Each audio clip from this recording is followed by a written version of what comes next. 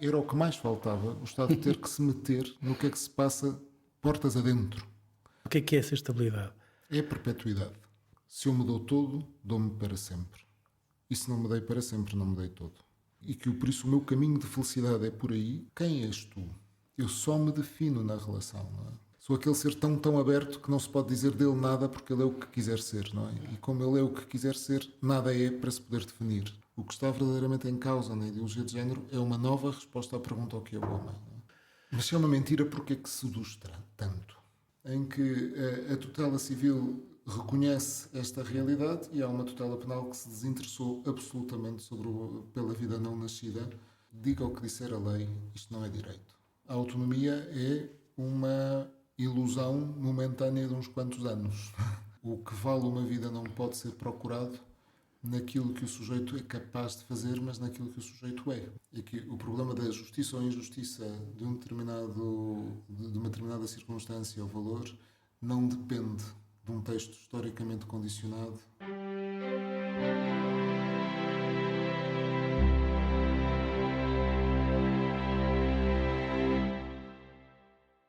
Bem-vindos a mais um podcast para bom entendedor. Eu sou Ricardo Ribeiro. Desta vez tenho comigo o Diogo Gonçalves, que é professor de Direito na Faculdade de Direito da Universidade de Lisboa.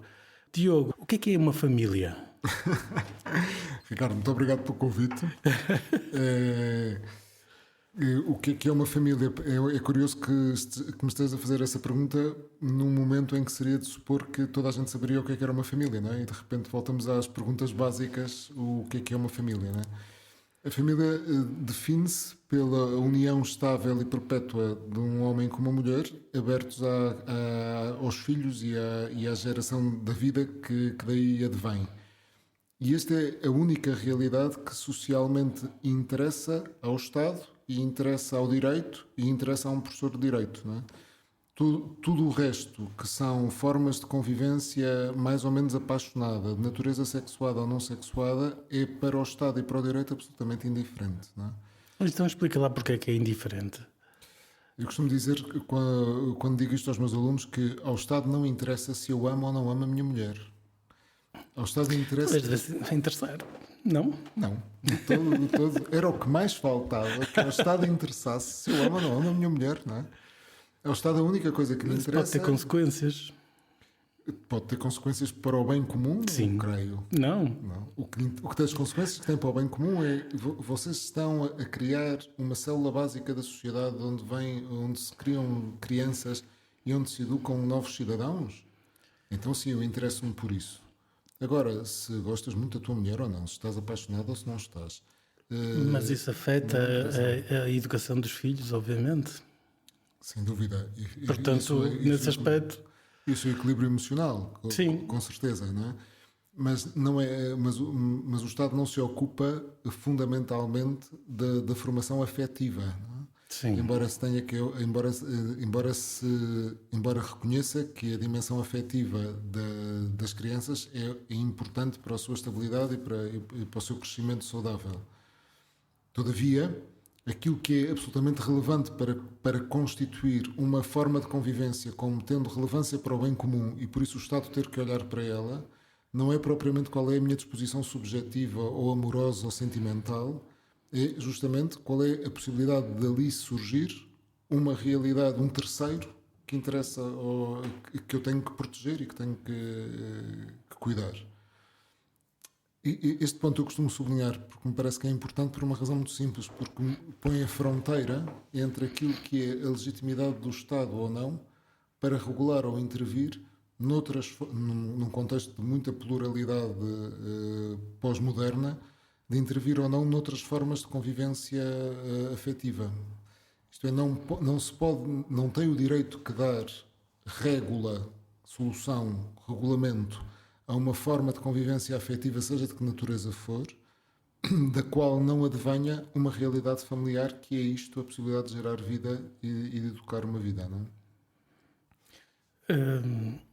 Ok. Se bloqueias qualquer discurso, desculpa interromper, bloqueias qualquer discurso que transforma o direito da família numa espécie de direito dos afetos ou que transforma a união familiar numa pura realidade sentimental. Mas as relações, por exemplo, comerciais, são relações, bem, não são afetivas, obviamente, não é? Mas o Estado também as regula, não é? Em razão da justiça, porque reconhece o Estado tem que regular, ou é chamado a regular, segundo o direito, qualquer relação onde se coloca um problema do que é o teu, o que é o meu e o que é o nosso, o que é devido a alguém. Não é? Essa é a essência da regulação de direito.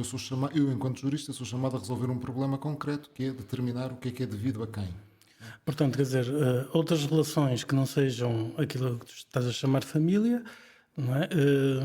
Essas relações também hão de ter questões de justiça, que é preciso ter em conta. Sim, mas nunca como fundamento da natureza da sua relação a condição sexuada da relação. Ou seja, dir-me-ás... É melhor explicar isso melhor. Muito bem. Dir-me-ás, pode haver relações de justiça, problemas de justiça, de assistência, do que for, entre pessoas que convivem, do mesmo sexo, convivem de forma estável e que têm um conjunto de vida feita. Haverá problemas de justiça, sim. Agora, o Instituto, para resolver esse problema, não pode assumir como critério de solução a natureza sexuada da relação. Isto é a mesma solução ao mesmo tipo de problemas que surgem entre dois irmãos que vivem em conjunto, dois amigos que partilham casa ou que são as únicas pessoas que se têm. São problemas de justiça que advêm de uma convivência humana de natureza social e estável, mas que não são família, nem têm como elemento definidor daquilo que é a natureza da sua relação a convivência sexuada. Não é? Isto só interessa ao Estado na justa medida em que pode haver vida e pode haver família. Dito de outro modo, o Estado não tem, era o que mais faltava, o Estado ter que se meter no que é que se passa portas adentro. O Estado só se pode ter interesse no que se passa portas adentro na justa medida em que aí esteja uma realidade que transcende aquela forma de convivência. Isso é a realidade familiar. Ou seja, são os filhos. São os filhos, sim. E se não houver filhos? Se não houver filhos, há uma união que por si era apta a que isso acontecesse. Podem decidir que não é? Sim, se quiseres ir por aí, temos uma eventual nulidade ou invalidade daquela união, não é? Sob o ponto de vista do Estado, não é? Sob o ponto de vista do Estado, não. Mas em última instância, dir-te-ia, levado à última consequência este princípio, que me parece que se tem que observar, uma forma de convivência que estivesse à partida excluída da possibilidade de gerar qualquer forma de vida ou de qualquer forma de constituir família, como te estava a dizer, o Estado deveria dizer, então neste tipo de união eu não sou chamado a intervir. Pois. Então que elementos essenciais é que tu atribuirias para identificar a família? Sim. Em primeiro lugar, a união estável de um homem e uma mulher, que tem como fundamento dessa união aquilo que é específico da masculinidade e da feminilidade, que comporta também, justamente por isso, a abertura à geração da vida. Essa questão da estabilidade, como é que uma pessoa pode... Como é que tu explicas essa estabilidade? O que é essa estabilidade? É a perpetuidade. Não? Aquilo que constitui a realidade familiar é um ato de decisão em que alguém pega em si próprio e diz a outro, neste caso a uma mulher, sou teu. Ou se quisermos usar uma expressão fadista, sou tua como o luar é da lua, como as pedras são da rua e por aí adiante. Esse ato em que eu que sou senhor de mim, pego na minha realidade e sou capaz de a entregar a alguém, comporta pela própria natureza do ato, porque eu sou um ser temporal, comporta necessariamente a perpetuidade. Isto é, eu sou no tempo e por isso eu só me dou inteiro se me der no tempo. Se eu excluir a dimensão temporal da minha realidade pessoal, então eu não me dei todo, não é? Eu não me dei inteiro. Não é? É fácil perceber, pelo menos eu penso que é fácil compreender que se aquilo que se dá no casamento é a minha própria pessoa e, sendo eu um ser temporal, se eu me dou todo, dou-me para sempre. E se não me dei para sempre, não me dei todo. Isso parece lógico, não é? A pessoa não pode usar-se e depois retomar de volta, por assim dizer, não é? Usar-se e então deu-se, ou então já está. Agora, isso da perpetuidade não é uma coisa que esteja propriamente de moda, pois não? Não, de moda, vamos cá ver. O Estado devia defender isso? Devia proibir o divórcio? Começando pela moda, não é? Há algo que me parece evidente. Isto é aquilo que mais anseia um coração jovem ou um coração humano, não é? O que é a perpetuidade? A perpetuidade. Isto é, quando eu explico aos meus filhos, à geração dos meus filhos, aos amigos dos meus filhos, ou quando estou a falar para gente dos 20 anos, 18, 20 anos, não é? E quando se lhe fala do que é o amor ou do que se espera do amor, aquilo que de facto faz brilhar os olhos e sonhar é poder experimentar algo que é incondicional e que é para sempre, não é? Isso é aquilo para o qual se percebe que isto sim me enche, isto sim vale a pena, não é? Isto é aquilo que eu anseio, isto era aquilo que eu gostava de experimentar. Podemos estar com uma geração já um bocado desiludida, não é? Que já não espera nada, ou que já não confia que isso seja possível, ou que já não acredita que isso seja possível. Mas isso já é um coração amargado, não é? E incapaz de sonhar. Portanto, não está de moda. Está de moda, porque isso é aquilo que se anseia, não é? Dir-se-á, não é aquilo que mais encontramos no discurso público. Pois não, não é? E na realidade, porque vê-se a taxa de divórcio bastante elevada também. Sim. É uma praga, se quisermos, não é? Isso também tem um custo social bastante grande. Sim, isso não tenho dúvidas. Mas, quer dizer, volto a perguntar, quer dizer, então, como é que uma pessoa faz para garantir essa perpetuidade? Deve haver uma garantia dessa perpetuidade ou tem que ser os próprios que têm que a garantir de alguma forma? Há um ambiente cultural ou um ambiente legislativo que pode favorecer ou não favorecer a perpetuidade dos vínculos, não é? E, sobretudo, pode haver uma valoração do parte do Estado se lhe interessa ou não relações perpétuas. Não é? Isto é, pertence ou não pertence ao bem comum a estabilidade das famílias? Eu diria de cabeça, claro que sim. Não é? Então, e o Estado promove ou protege essa estabilidade? Dir-te claramente que não. Por isso, quando temos uma facilitação enorme da dissolução dos vínculos familiares, quando qualquer repente permite juridicamente destruir a realidade familiar, isto não é a cautela que um Estado de Direito tem quando identifica aí um bem, não é? Por isso podes dir-me-ás, o Estado contradiz a si próprio, não é? A família que está a proteger, ou o modo como está a proteger a família, não é o modo que ele precisa para a sua própria subsistência e para o seu próprio bem comum. Isso estamos perfeitamente de acordo. Não é um caso único. Há muitos casos em que o Estado acho que dá tiros nos pés, não é? Tiros claramente nos pés, não é? Agora, a solução não passa, ou a saúde das famílias portuguesas e em geral não passa, sob o meu ponto de vista, por uma compreensão cega e fria da regra, não é? É necessário que eu consiga perceber e formar afetivamente a gente nova e aqueles que estamos casados e aqueles que se vão preparar para isto, que corresponde de facto a uma exigência daquilo para o qual eu estou feito e que por isso o meu caminho de felicidade é por aí, a compreensão do valor da fidelidade e da perpetuidade do vínculo, não é? Isso é uma tarefa pedagógica. Não é? É um facto que, quer dizer, que estes divórcios e os divorciados, muitos que eu conheço, não se pode dizer que estejam a passar bem por isso, não é? Muito pelo contrário. Ninguém que tenha passado bem por isso, por muitas festas e por muito feliz que esteja. Como também não tenho dados empíricos para comentar isto contigo, mas não conheço filho que não tenha sofrido e muito com o divórcio dos seus pais. Isso também é um aspecto que tende a ser ignorado pelo próprio Estado, não? Quer dizer, não procura o bem dos filhos de todo, não é? Isso remonta a uma certa barbárie, não é? Sim, no fundo, o Estado está a demitir-se nas relações familiares, está a demitir-se do critério da própria justiça. Isto é, há uma injustiça naquilo que é devido por mim aos meus filhos, naquilo que é devido por mim à minha mulher. Há um absoluto desrespeito das relações de justiça quando eu facilito ou não obrigo, pelo menos, a ponderar 2 vezes a destruição de um agregado familiar. Não é? Portanto, a ideia de que, por um lado, esta é a realidade que me interessa tutelar e por isso crio institutos e crio normas para regular a família. Mas, por outro lado, não se fala de relações de justiça dentro da família porque eu não me posso obrigar a coisa nenhuma e o que me tenho que reconhecer é eu poder fazer o que me apetecer em cada um dos momentos na minha realidade familiar.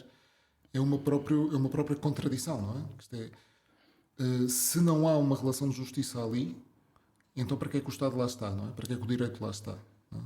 O direito estadual. Isso é contraditório, sim. E a família é um espaço de realização também? Realização pessoal? É o espaço. O espaço. É o espaço de realização, não é? Eu só me realizo na doação ao outro, não é? E eu só sou mais sendo para. Não é? É muito engraçado porque das perguntas que eu acho que pode ajudar a pensar é perguntar-se justamente isto: quem és tu? Quem sou eu? Não é a pergunta o que é que tu és. Não é? Essa pergunta pode-se responder: eu sou um animal racional, ou qualquer outra definição que se queira dar. Não gosto muito que me chamem animal. O que seja. Mas à pergunta quem só responde uma relação. Eu só me defino na relação. Não é?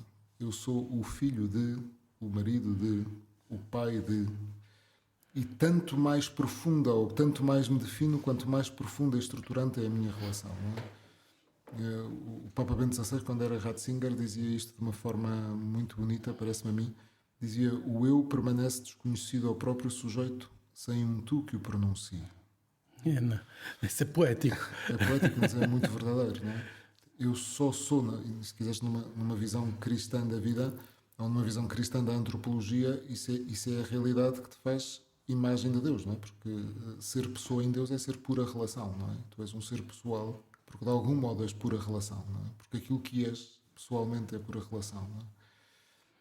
Isto pode ajudar a perceber que é na relação e na abertura e no ser para o outro que eu sou capaz de ser mais, não é?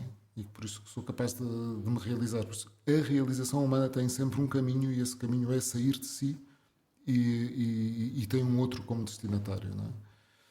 E onde isto se dá por antonomasia é na realidade familiar, não é? Onde somos um conjunto de sujeitos em relação e sujeitos em permanente saída de si próprios para estar para os outros, em função dos outros, não é? E somos e definimos-nos justamente na relação que temos, não é? Eu fico contente de ouvir isso, porque como trabalhei bastante na minha árvore genealógica, em termos de relação, aquilo já vão uns séculos para trás. Chegaste a que século, Ricardo? Bem, a maior parte está para cá do século XVIII, mas há um ramozinho que vai ali até ao século X, ou assim do estilo. Mas é um raminho dos muitos, mas enfim. Olha, mas tu falavas também de despatrimonialização, que é uma palavra um bocado curiosa. O que é que isso é? Da família, nas relações familiares? Falava disso a propósito... Interesses patrimoniais, prevalência da dignidade humana sobre os interesses patrimoniais. Sim. Bem, digo-te honestamente, já não sei muito bem em que contexto é que o terei dito, mas de todo modo a ideia fundamental é esta, não é? Há uma dimensão patrimonial, obviamente, das realidades familiares, e essa dimensão patrimonial cabe ao direito necessariamente regular todo o fenómeno sucessório e todo o fenómeno da constituição do património da unidade familiar e do património dos cônjuges e por aí adiante, não é? Agora, o que não podemos, em momento algum, é transformar o direito da família apenas em relações de natureza patrimonial, não é? Quando nós abdicamos de todas as implicações de vínculos pessoais, também de justiça, que têm e que advêm de um ato, como definíamos há pouco, não é? De máxima liberdade, em que eu me entrego a alguém e que por isso sou devido em justiça a alguém. Se eu fecho os olhos a isto e reduzo todas as dimensões, a todas as realidades, a puras trocas patrimoniais ou a puros interesses patrimoniais, eu também degradei a família, não é? Portanto, uma posição do fenómeno jurídico ou do fenómeno estatual que seja dizer apenas me interessa a realidade familiar naquilo que implica de permanência e sucessão de patrimónios, é certo que não é imiscuir-se dentro das casas, mas também é muito pobre esta exclusiva visão. E é uma visão para a qual podem entender muitos juristas também, porque está tão confuso o que é que se entende sobre família.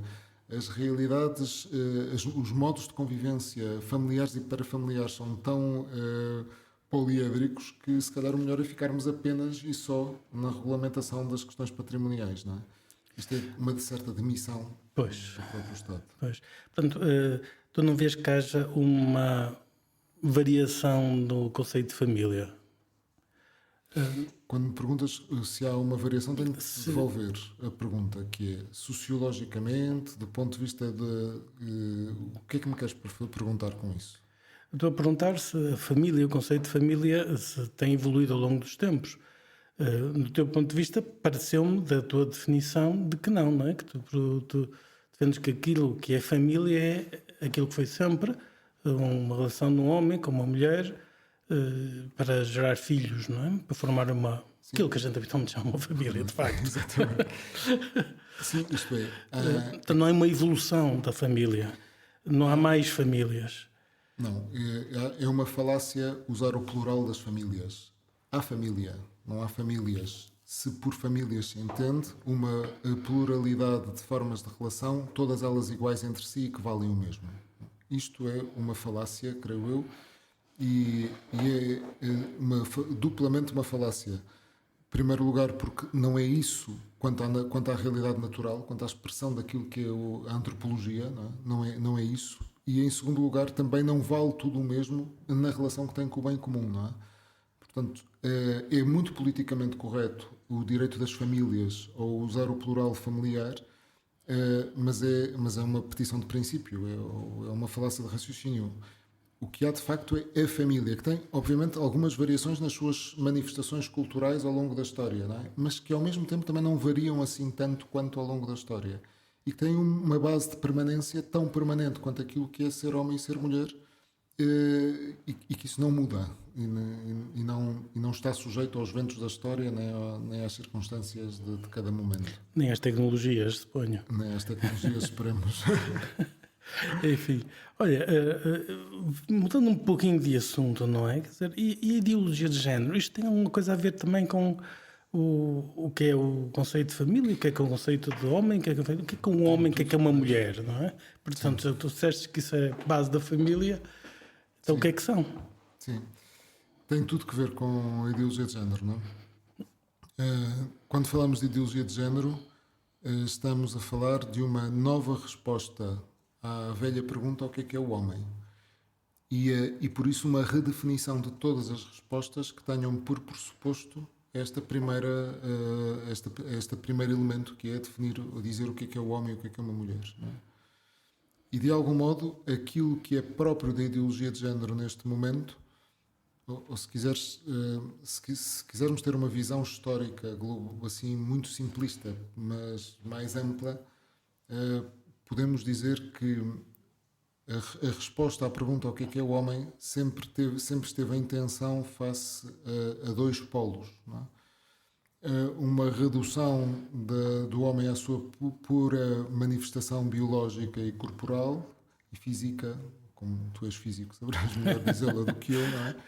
Eu não sou biólogo, que é mais o campo dessas coisas. Exatamente. Ou outra do outro ponto, que seria a redução do conceito do homem a uma especificidade que o olha apenas na sua natureza espiritual, de alma ou do que lhe quisermos chamar. Não é? Ou sou corpo ou sou alma. Sim, ou sou corpo ou sou alma são os velhos dualismos. Não é? Exato. Que por acaso, enfim, realmente são ambos reducionismos, não é? São ambos reducionismos. Claramente. E o problema ao longo da história do pensamento foi sempre como é que eu consigo dar uma resposta que não caia num destes reducionismos, não é? Ou reduzir o homem a isto, ou reduzir o homem a isto, não é? Isto é que consiga dar uma resposta unitária, não é? Essa resposta unitária, de facto, foi dada pelo pensamento judaico-cristão, não é? Pela chamada antropologia clássica, justamente com a ideia de que o homem não é nem só uma coisa nem outra, é uma unidade compósita de ambas, não é? E a famosa ideia de uma unidade substancial de corpo e de espírito, de corpo ou de alma, como quisermos chamar. Embora isso é absolutamente verdade, mas sempre houve entre os cristãos uma tendência para puxar mais para um lado, puxar mais para o outro, não é? Sempre tivemos momentos históricos em que até uma certa ascética espiritualista quase que caía numa heresia de negação da matéria e o oposto também, não é? Portanto, o equilíbrio sempre foi complicado de gizar, quer do ponto de vista intelectual ou filosófico, quer do ponto de vista da prática daquilo como me comporto ou como é que me entendo, não é?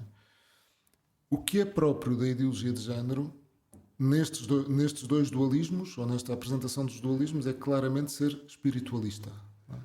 Pois. Porque o que é próprio da ideologia de género é negar condição humana ou relevância humana quanto à definição do que é o homem, à sua dimensão biológica ou corporal. Ou seja, o corpo não faz parte. O corpo é... O que eu sou não é o meu corpo.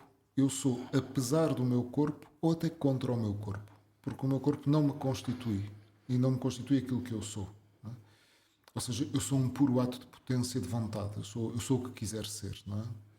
Eu sou, em última instância, uma dimensão puramente racional e voluntarista, entendida como configurando-me. Sou aquele ser tão aberto que não se pode dizer dele nada porque ele é o que quiser ser, não é? E como ele é o que quiser ser, nada é para se poder definir, não é? Neste sentido, a ideologia de género, o que vem dizer é justamente isso. Isso é terrível. Nós há bocado estávamos a falar das relações, não é? Quer dizer, sim. Isso... deixas de ser um ser humano? Sim, tens uma outra concepção de ser humano. És outra coisa, não és nada. Se não és nada, bem, quer dizer, é horrível. É horrível. Quer dizer, como que diria, uma desorientação total de que uma pessoa pode ser ou fazer, porque posso ser tudo, posso não ser nada. Posso ser o que quiser ser e o que me apetecer ser em cada momento. Isso não apetecer nada. Sim. Bem. Mas é verdade, não é? E o que traz também uma degradação bastante grande das relações, não é? Porque a própria ideia de relação passa a ser uma relação descarnada e por isso as relações que eu tenho com outro sujeito são independentes da minha realidade corporal ou da realidade corporal do outro, o que leva a uma coisificação do corpo absoluta, não é? Nada do que eu faço com o meu corpo ou com o corpo do outro tem relevância pessoal, porque é semelhante àquilo que eu faço com um objeto de propriedade, não é? Desde que respeito o consentimento informado está tudo bem. Mas ao mesmo tempo a relação é vista como um limite à minha realização pessoal, isto é, o outro não é o caminho da minha liberdade, nem o caminho da minha realização, o outro é o impedimento à minha liberdade ou à minha realização, não é? Às vezes costumo dizer aos meus alunos que não há frase mais estúpida do que aquela: a minha liberdade acaba onde começa a do outro, não é? Porque no fundo o que estou a dizer é que sem o outro eu sou mais livre, não é? Pois, acabamos com o outro, não é? Se no fundo o que eu quero é ser livre, o outro deixa de ser o caminho da minha liberdade para passar a ser o empecilho à minha liberdade e aquele que me contrai ou que me constrange naquilo que seriam as potências máximas da minha realização, não é? Tudo isto está associado a pressupostos antropológicos da ideologia de género, mas que é de facto a nova resposta, mais do que problemas de direitos entre homens e mulheres, de igualdades sociais, de acesso à cultura, aos bens económicos, etc., o que está verdadeiramente em causa na ideologia de género é uma nova resposta à pergunta ao que é o homem, não é? Com consequências civilizacionais imprevistas, porque remexemos totalmente no conceito de humanidade, não é? E quais são essas consequências que tu estás a ver? Quer dizer, essa ideologia de género está a ser promovida ativamente nas nossas escolas, etc., não é? Portanto, o que também é bastante estranho, que haja esta promoção de uma ideologia concreta Quer dizer, quando, enfim, pelo menos o ensino devia ser neutro, quando muito explicar as diversas ideologias, não é? E Sim. não, neste caso, formatar as pessoas para uma ideia muito concreta. E por cima parece-me bastante destrutiva, não é? Que está, assim, teoricamente, segundo a Constituição da República, o ensino deveria ser ideologicamente neutro e filosoficamente neutro, não é? E se há uns anos atrás se discutia se é possível a neutralidade filosófica em qualquer disciplina de ensino, não é? Em qualquer conteúdo educativo, neste momento a discussão já não é nessa categoria. A discussão é pura e simplesmente como é que fazemos para garantir que o Estado não se apoderou de uma visão ideológica do homem e está a impor sistematicamente, utilizando o seu poder de ensino e o seu magistério, se quisermos, e os seus meios e os seus meios económicos e as suas estruturas, que é o que está a acontecer neste momento. Não é? Isso é claríssimo e não deveria acontecer. Estamos perfeitamente de acordo. Não é? O problema é que também no espaço público quem levanta a voz dizendo este ensino é ideológico, ou isto é uma deriva ideológica, ou isto é uma imposição de uma concreta orientação, está imediatamente alçada a bandeira de dizer essa simples afirmação é contra a liberdade, é contra a autodeterminação, é contra a liberdade de expressão e por isso tem que ser banida, não é? O que significa que temos de facto dois pesos e duas medidas para perspectivas que em última instância, como dirias, teriam que ser equidistantes Como é que uma afirmação pode ir contra a liberdade de transmitir as suas ideias, não é? Quer dizer, é uma ideia um pouco surreal, não é? É verdade, só que há um aspecto muito engraçado do modo como a liberdade dos modernos se opõe à liberdade dos antigos, se quisermos. Não é? Os antigos entendiam a liberdade como uma faculdade, em primeiro lugar, como algo que eu posso exercer e não como um valor, como nós hoje temos, não é? E que eu posso exercer orientado a um determinado fim.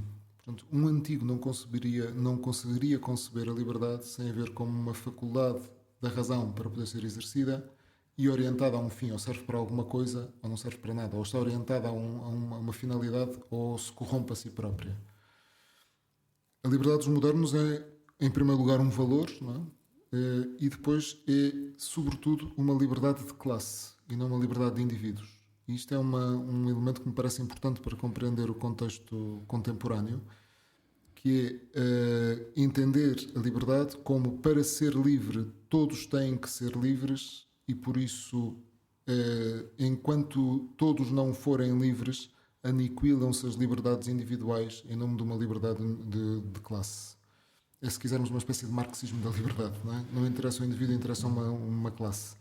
Portanto, este teu exercício de liberdade, na medida em que põe em causa ou na minha construção não permite atingir uma liberdade total para todo um grupo, em nome de poder vir a atingir essa liberdade grupal ou de classe, tu neste momento não podes dizer o que pensas, não podes discordar ou não te podes opor. Aniquila-se a tua liberdade agora, deste sujeito em concreto, desta pessoa em concreto, para poder vir a atingir uma liberdade de classe. Essa liberdade de classe não faz sentido, não é? Como é que uma pessoa define a liberdade de uma classe, de um grupo de pessoas, se não for através da soma das liberdades individuais de cada um? Não consigo perceber como é que isso pode ser. Mais ou menos com os mesmos pressupostos, embora aplicados a outro contexto, com que se definiam as classes numa visão marxista da sociedade. Não é? Para atingir uma sociedade sem classes, eu também tenho que aniquilar todas as liberdades individuais, porque depois todos seremos livres, mas até que todos possam ser livres numa sociedade sem classes, não haja liberdades individuais de cada sujeito de classe. Não é? Isso parece tudo uma grande mentira, não é? A ideologia de género é uma grande mentira, não? É uma grandíssima mentira, sim. Porque está-se a enganar as pessoas do que é que eles são, não é? Mas se é uma mentira, porquê é que seduz tanto? Não é? Boa pergunta. No caso da ideologia de género, eu creio que por duas razões. Não é? porque há aspectos do modo como se apresenta a ideologia de género que têm alguma verosimilhança.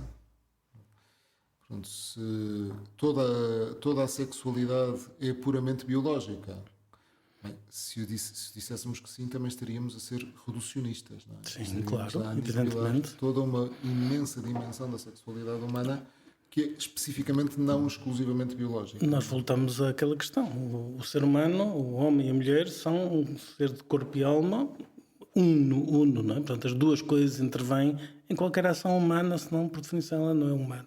Exatamente. Quando se enfatiza isto, justamente, quando se enfatiza dizer tu não és, ou a tua sexualidade não é só biologia, apresenta-se, isto tem uma dimensão de verdade nisto que está a ser dito. O que já não tem como verdade é a consequência que daí se retira, que é, então, toda a tua sexualidade é pura cultura, é puro produto voluntário. Não é? Pronto, há uma certa verosimilhança que aponta para, até emocionalmente, para dar o assentimento da minha razão a uma parte da teoria e depois, sem espírito crítico suficiente ou sem outros instrumentos de análise, como, passo a expressão, trago toda a teoria por detrás. E depois há um outro elemento que também é muito sedutor, não é? Que é o tornar-me o sereis como deuses, não é? Isto Sim. És o que quiseres. Habitual, não é? De sempre. Por isso, na medida em que eu me estou empoderado, não só no meu destino, mas na definição do que eu próprio sou, isto é muito sedutor. Mas é uma mentira. É uma mentira, como É uma também... mentira muito grande e como mentira destruidora. Destruidora de si próprio, antes de mais, e, bem, e de caminho da sociedade e de, sei lá, quantas mais coisas que pode destruir isso, não é? Tem sempre a boa notícia, que é justamente porque a mentira não prevalecerá, não é? Sim, aos poucos e poucos, achas que isto se está a ir esclarecendo na cabeça das pessoas? Eu penso que há movimentos muito significativos, talvez não com a relevância mediática que se espera, mas movimentos muito significativos de inversão de marcha, não é? E que passam, às vezes, por reflexões tão simples quanto faz sentido que a minha identidade possa ser construída contra a minha biologia ou apesar da minha biologia? Isto faz sentido? Não é? Claro que não. Então, o que começamos a ver são alguns recuos pequeninos, ou pelo menos em passos pequenos, mas que dirão, não, também não se pode negar toda a biologia, alguma coisa condicionará. Alguma coisa tem que ficar lá, não é? Alguma coisa tem que ficar, por aí não tem de estar. Mas, deixa-me só dar-te um exemplo de um caso ou de uma forma de argumentação que eu creio que tem que ver com isto.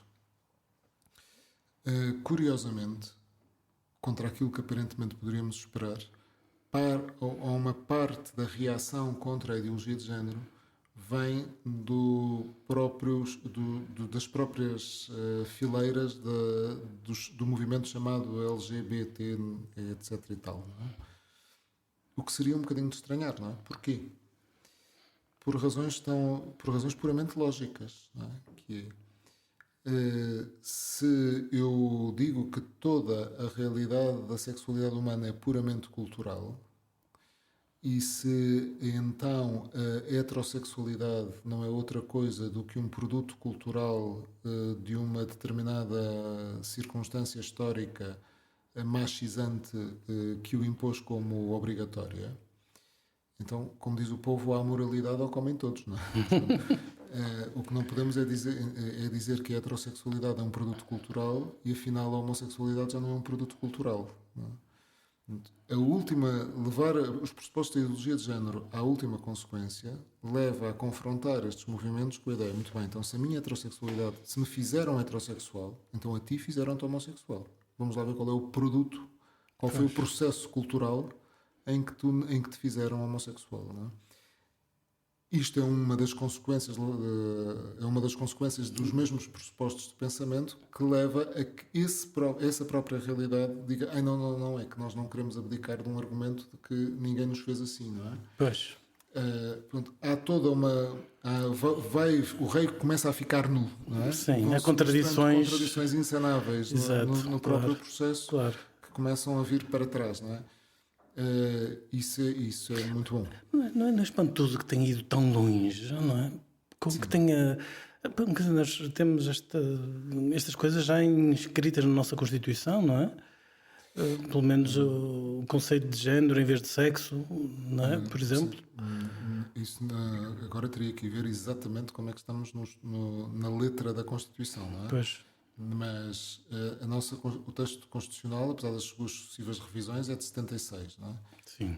Em 76, em Portugal, nós não tínhamos claro. de perto de longe ainda as preocupações de género, embora na década de 70 já existisse noutras paragens vários cultores, pelo menos cultores claramente que associavam à revolução, à ideologia de género, uma revolução parecida à Revolução Socialista, em que a missão não era, assim como a Revolução Socialista, a missão era acabar com as classes sociais e chegar a uma sociedade sem classes. O movimento ativista de género levaria a uma sociedade sem sexos, não é? Sem diferenciação sexual, não é? Mas não era seguramente a preocupação da Assembleia Constituinte de há 50 anos, não era seguramente essa, nem de perto nem de longe, não é? Mas porquê que fomos tão longe? Não te sei dizer exatamente. Agora, há uma coisa que eu acho que observamos: fomos muito longe em sociedades ocidentais e ricas. Quando de repente há problemas sérios para resolver e o conforto desaparece e é preciso voltar ao básico dos básicos, a questão da ideologia de género cai por terra, não é? Isto é um subproduto, se quisermos, de uma sociedade ocidental velha, opulenta, e que de algum modo está cada vez mais desconectada com a realidade, não é? Por falar em velho, não é? E também falavas da tutela da personalidade no fim de vida. Sim. No fim de vida e no início de vida. No caso da vida e no início. Sim. Bem, o que é que tu dizes sobre isto, não é? A personalidade no início da vida. Sim. Isto é já uma questão bastante técnica, não é? É? Bastante técnico-jurídica, não é?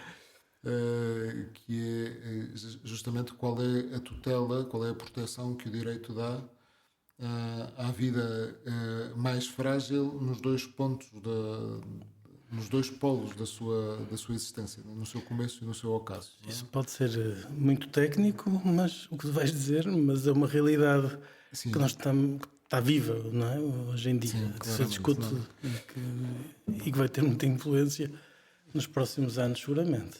Sim, seguramente, não é? Há algo que se pode que devo dizer. Eu sou um civilista, não é? Portanto, civilista? Sim. O que é que isso quer dizer? Sou um homem do direito civil, também do direito comercial, mas sou um homem do direito civil, sou um homem do direito penal, nem do direito constitucional.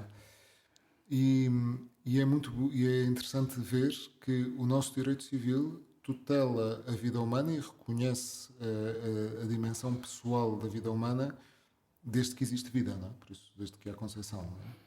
E que a protege, e há uma bateria de exemplos que te posso dar que são muito que entram muito pelos olhos, não é? Contar um caso, por exemplo, jurisprudencial de que os tribunais decidiram o seguinte: há um pai sofre um acidente de viação, morre, e esse acidente de viação foi culposamente provocado pelo outro condutor. Este pai tinha uma criança de 1 ano e meio e 15 dias depois de ter morrido nasceu-lhe o segundo filho. E a mãe das crianças, além de pedir outras indemnizações em tribunal, pediu uma indemnização por danos não patrimoniais sofridos pelos seus filhos por terem sido privados de pai. E numa primeira instância, um tribunal disse: bem, o filho já nascido tem direito à indemnização. O filho que nasceu depois do acidente, como ainda não tinha personalidade jurídica, então não tem direito à indemnização. Graças às instâncias superiores do Supremo Tribunal de Justiça já destruíram este argumento. Porque era uma injustiça profunda. Porque era de uma injustiça profunda e sobretudo, permitiu revelar, ou permitiu ser mais um exemplo de como, para o direito civil, aquela realidade intrauterina é tão sujeito de direitos como o seu irmão que está cá fora, não é? E que por isso não há, quanto àquilo que são direitos básicos, nomeadamente de direitos de personalidade, direito à vida, à integridade moral e à integridade física, esses existem tanto antes do nascimento como depois do nascimento, não é?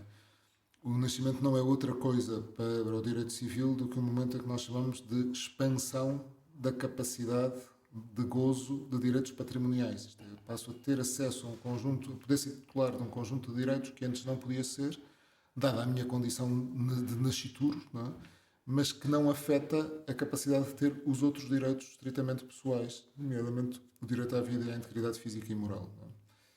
Isto na jurisprudência está claramente consagrado e dir-me-ás, mas isso não é contraditório com a legislação do aborto? Claro que é contraditório, mais uma vez. Obviamente. Mais uma vez temos fatores, mais uma vez temos um sistema jurídico em tensão, em que a tutela civil reconhece esta realidade e há uma tutela penal que se desinteressou absolutamente pela vida não nascida e está mais preocupada em tutelar o meio ambiente ou a diversidade biológica animal do que a vida não nascida. As nossas leis, portanto, são um poço de contradições. São um poço de contradições, sim. Nós, juristas, lá tentamos equilibrar a coisa. Bem, vocês juristas não são os culpados disso também? Bem, nós não fazemos as leis, não é? Mas dão uma certa contribuição. Mas, pelo menos, podemos dizer uma coisa importantíssima, que é a liberdade do jurista, que é dizer, diga o que disser a lei, isto não é direito. Isto é uma prerrogativa. Olha, explica lá isso melhor, isso parece muito interessante. Pois, é que direito e lei não são a mesma coisa, não é? E uma lei não é direito se não mandar atribuir aquilo que é justo, não é? Por isso uma lei injusta não é direito. Não é? Mas isso é doutrina oficial, digamos, generalizada? Dir-te-ei, depende do momento histórico em que perguntes a um jurista, não é? Se perguntares agora na esmagadora maioria das escolas de direito, dir-te-ão não, isso não é assim, mas também... Porque são positivistas. Uns positivistas moderados, temperados com alguns princípios materiais que acabam por reconduzir à vontade maioritária e a uma ideia de valores inegociáveis da democracia que valem o que valem, não é? Mas se quisermos, a grande história dos julgamentos de Nuremberg foi mais uma vez uma afirmação de que, ainda que o direito nazi tivesse sido fundamentado numa Constituição que tinha sido objeto de plebiscito e ainda que aquele fosse a norma vigente, aquilo não era direito. E por isso não podia deixar de ter responsabilidade de consequências. Mas há gente que é contra esses julgamentos de Nuremberg precisamente por isso. Sim, ainda hoje em dia. Uma franja, a meu ver, muito minoritária. É certo que à medida que os anos vão passando e que a distância histórica da nossa realidade da história ocorreu, se torna cada vez menos sensível a sensibilidade para a injustiça, para o rasgar de vestes perante uma injustiça gritante, se torna cada vez mais presente. Isso é algo que é assustador e porque de facto a geração dou aulas há 20 e tal anos, não é? Há 20 anos invocar o direito nazi e me tinha uma reação dos meus alunos imediata de rasgar de veste e dizer isso não pode ser direito, não é? Agora, para muitos deles, a Segunda Guerra Mundial é mais ou menos equivalente à Revolução Francesa, se não for a alguma coisa ainda mais num passado histórico mais distante medieval, não é? Portanto, a conexão emocional com o evento está a desaparecer. A Revolução Francesa teve imensas barbaridades, mas enfim, nesse aspecto é capaz de idealizar um pouco, mas enfim. Mas quanto à distância histórica... É, a distância histórica, claro, mas isto não tem a ver com o assunto que nós estamos a falar, mas então tu achas que deve haver uma instância como o Tribunal Internacional? Não, a instância, quer dizer... Se entende que deve haver um tribunal internacional ou quem é que diz o que é o direito, é isso? Bem, sim, quer dizer, neste momento tu vês que há um tribunal internacional que está a acusar, por exemplo, Netanyahu, pelo menos emitiu um mandato de captura, não é? Portanto, é esse, ou Putin, por exemplo. Quer dizer, isto, Isto é, que não há ordem efetiva mundial, não é? efetiva, não há. Antes, pelo Sim, contrário, há muita desordem. mas dito de outro modo, que não pode haver uma pretensão de uma ordem jurídica internacional, por isso um conjunto de regras internacionais, sem uma instância de julgamento e de aplicação, isso é evidente. Não é? Pois, Ela variou ao longo da história, sim. Durante grande parte da história do Ocidente, isso era garantido pela autoridade papal, por exemplo, não é? Não é seguramente o modelo em que nos encontramos. Agora, que tem que existir, que qualquer forma de ordem internacional tem que ter uma pretensão de jurisdição ou uma entidade de jurisdição e alguma consequência para a sua violação, isso é um desafio do próprio direito internacional. O que isso não se confunde é com serem essas instituições que digam o que é justo ou injusto. Essa é a tarefa do jurista, não é a tarefa, essa é a tarefa própria do jurista. O jurista é aquele que na sociedade tem por missão discernir o justo do injusto. Isso é que nos constitui enquanto juristas. E é aquilo que nos dá uma enorme liberdade face ao poder circunstanciado, justamente para poder dizer esta lei emanada de uma concreta autoridade, perdão, de um concreto poder, não tem a autoridade própria da justiça. Não é? Isso é que não se pode perder. Quando o mundo do direito perder o jurista, ele deixou de ser outra coisa para passar a ser pura e simplesmente uma aplicação técnica e cega de um conjunto de técnicas ou de fórmulas vazias. coisa que muita gente vê-os assim. Sim, é verdade. É uma crise, se quisermos, da formação dos juristas, mas que alguns, pelo menos da minha cátedra, do meu lugar, tento combater, não é? Tendo a combater, não é? Pois eu acho muito bem que o tentem. E relativamente ao caso da vida, já agora voltando ao assunto inicial, não é? Como é que uma pessoa pode defender isso? Sim, eu creio que é importante olhar para o ocaso da vida também desfazendo um mito, que é o mito da autonomia.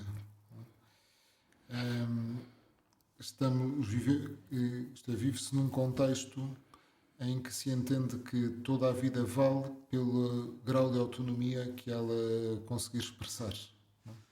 E que por isso uma vida autónoma, uma vida não autónoma não é verdadeiramente vida. Isto é em parte uma falácia porque a autonomia é uma ilusão momentânea de uns quantos anos. Nunca somos autónomos, nunca fomos autónomos, não somos autónomos, nem nunca seremos autónomos. Sim. Não é a criança recém-nascida, também não é o velhote. Nem é o adulto, nem na sua nós adultos. obviamente. Portanto, a condição... Terá mais autonomia, mas sim, não é completamente autónomo. E se olharmos ainda para uma dimensão mais profunda, em que tocávamos há pouco, em que aquilo que eu sou é uma relação, então necessariamente a autonomia desaparece, não é? Porque eu sou na boca do outro, eu sou em função de um outro, não é? E sem um outro é a negação da própria autonomia, não é? Por isso, uma concepção de pessoa saudável ou correta, diria eu, é aquela em que a autonomia não integra o conceito de pessoa, porque justamente a sua grande riqueza e a sua grande dignidade está em não ser autónoma, em ser de alguém e em ser para alguém, não é? Isto é uma certa negação do conceito de autonomia como hoje o entendemos, de autossuficiência e de absoluta independência. Que é mais uma vez o sereis como deuses. Que é mais uma vez o sereis como deuses. Não é?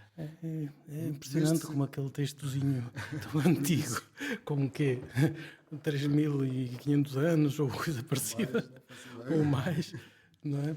Continua a ser a explicação de tanta realidade, não é? Que nós estamos a viver hoje em dia. É extraordinário.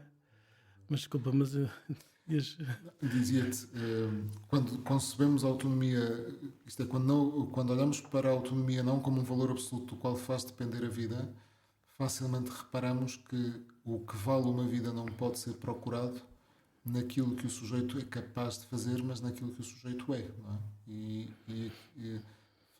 Lembro-me sempre daquela história que eu ouvia contar de um velhote que ia visitar a mulher todos os dias, estava já em estado muito avançado de Alzheimer e já a precisar de cuidados muito extraordinários, e que alguém lhe dizia: mas porquê que vem cá constantemente? Ela não o conhece. E ele respondia: pois, ela não me conhece, mas eu sei quem ela é. Quando percebemos que a vida vale não por aquilo que eu consigo ou não consigo, mas por aquilo que eu sou, então a perspectiva que se tem sobre o final da vida deixa de estar condicionada à maior ou menor autonomia de cada momento, para o respeito e a conservação por aquilo que se é, independentemente do que se faz ou do que se serve, não é? Isto tem uma dimensão valorativa radicalmente distinta, não é?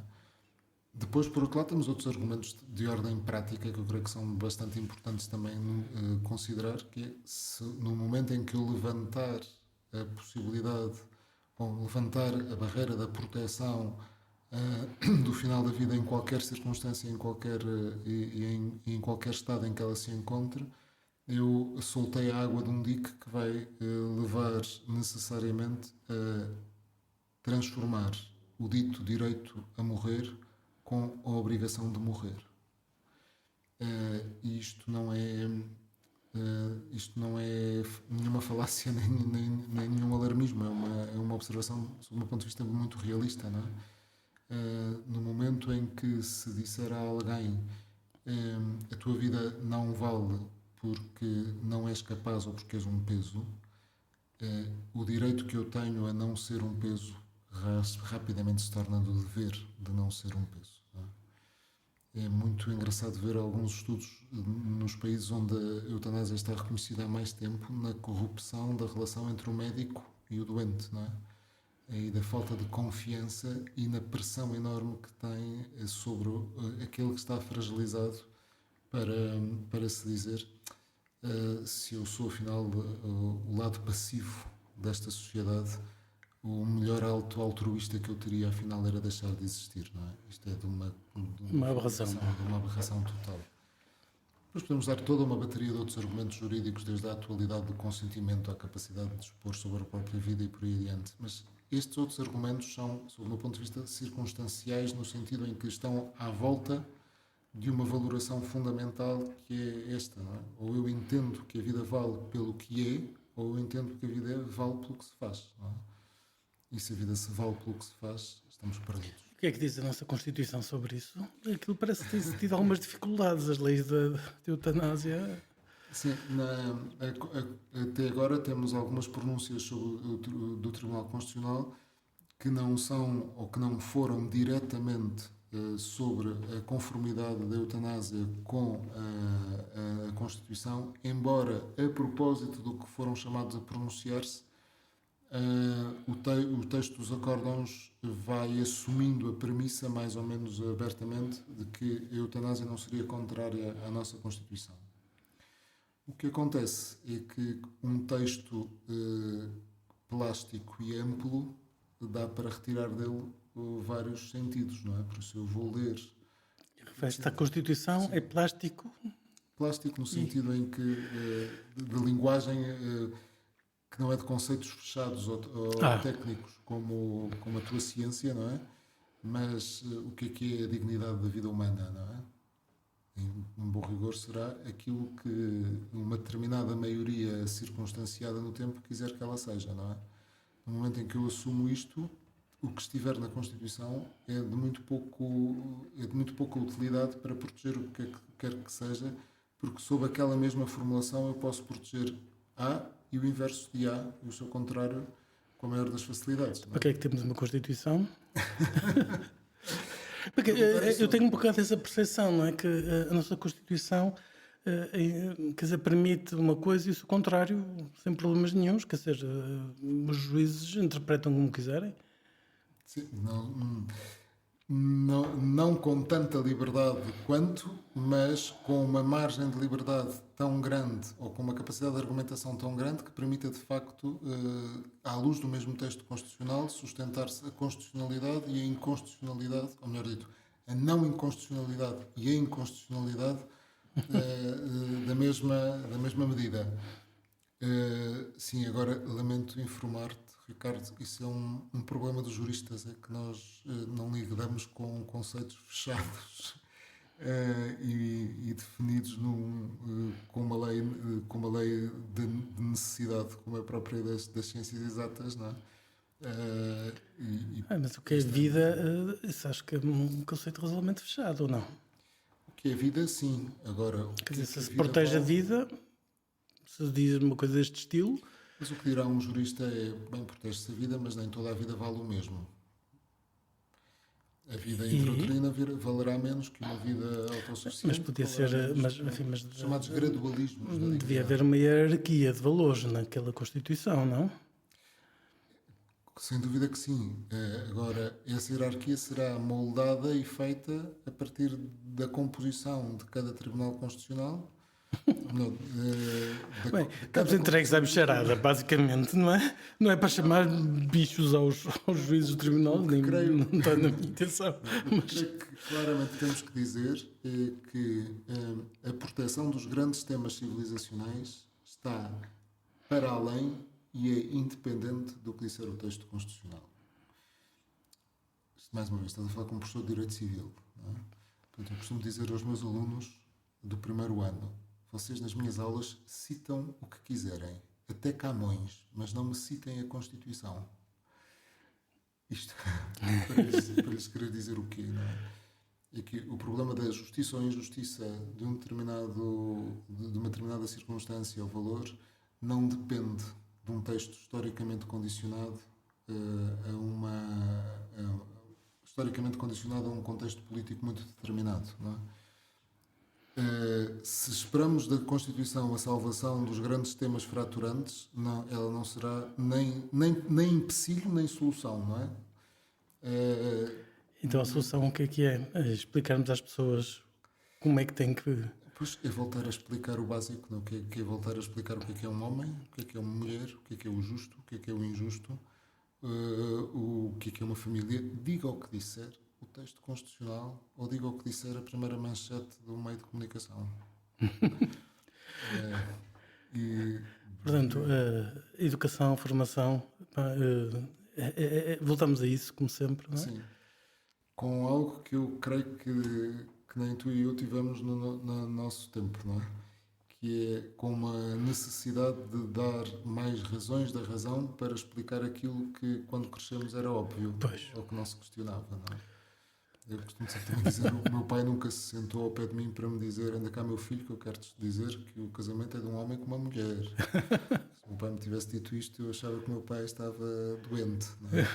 Eu neste momento digo aos meus filhos: venham cá que eu agora vou-vos explicar porque é que é de um homem com uma mulher e não é de outro modo, e porque é que é para sempre, e porque é que é assim e não de outro modo. Aconteça o que acontecer, diga o que disser o Código Civil e o que estiver a ouvir ou ser. Diogo, se calhar ficamos por aqui, não é? Há muitas coisas ainda, mas vamos ter outras oportunidades, espero eu, de continuar a conversar sobre isto. Está bem? Muitíssimo obrigado por teres vindo. Até à próxima, então.